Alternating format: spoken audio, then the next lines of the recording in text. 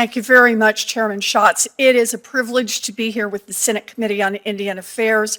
And I want to say a very special thank you to you and to Vice Chair Murkowski for your leadership and your support on this issue.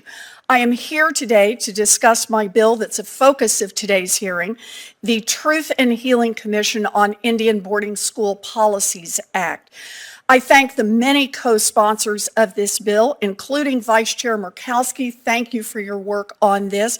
And Chairman Schatz, thank you for your work on this, and a majority of this committee. This bill would establish a Truth and Healing Commission to formally investigate what are known as the Indian boarding school policies. These were horrifying practices carried out by the federal government to strip Native children of their indigenous identities, beliefs, and languages. Between 1819 and 1969, these policies formally removed children from their tribal lands and their families and placed them in over 400 boarding schools. It has been estimated that by 1926, nearly 83% of American Indian and Alaska Native children were in one of the currently known Indian boarding schools. Native children were subjected to harrowing human rights violations, including spiritual, physical, industrial, psychological, and sexual abuse. They were neglected and they were traumatized. Many never returned to their families. The Department of Interior has already identified more than 50 burial sites at these schools, many of them unmarked, and that number is expected to rise. These policies also affected Native Hawaiian children. For over a century, the United States supported several boarding schools across the Hawaiian Islands and repressed Hawaiian culture. The full effects of these policies have never before been appropriately addressed by the federal government. In 2020, I worked with the committee's first witness, my friend, Secretary Deb Haaland. While she was serving in Congress, we introduced this legislation to formally investigate these policies and to respond to ongoing historical and intergenerational trauma afflicting tribal communities today.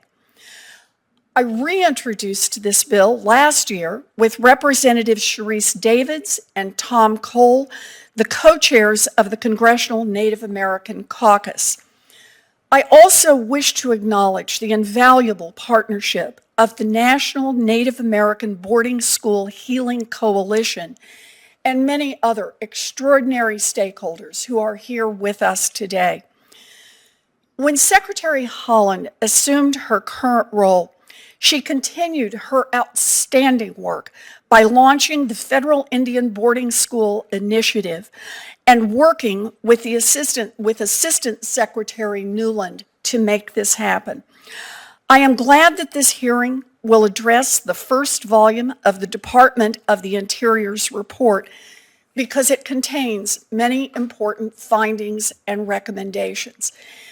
In particular, I would like to highlight the report's conclusion that, quote, the federal government has not provided a forum or opportunity for survivors or descendants of survivors of federal Indian boarding schools or their families to voluntarily detail their experiences in the federal Indian boarding school system, end quote.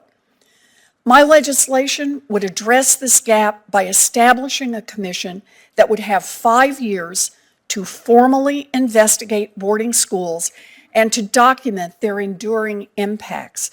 The commission would hold culturally respectful and meaningful hearings for victims, for survivors, and for other community members to share their stories. Throughout the process, the commission would develop recommendations for the federal government to acknowledge and to heal trauma caused by these policies, including the establishment of a support hotline for survivors and for affected communities. This work will be painful, but it is long overdue. To the witnesses and the survivors who are sharing their experiences and the impact of these policies. Thank you. Thank you for being here. Thank you for raising your voices. Your voices are vital to this undertaking. I look forward to working with the committee to advance this legislation and to address the disgraceful legacy of the Indian boarding school policies. Thank you again, Mr. Chairman, for inviting me to be with you today.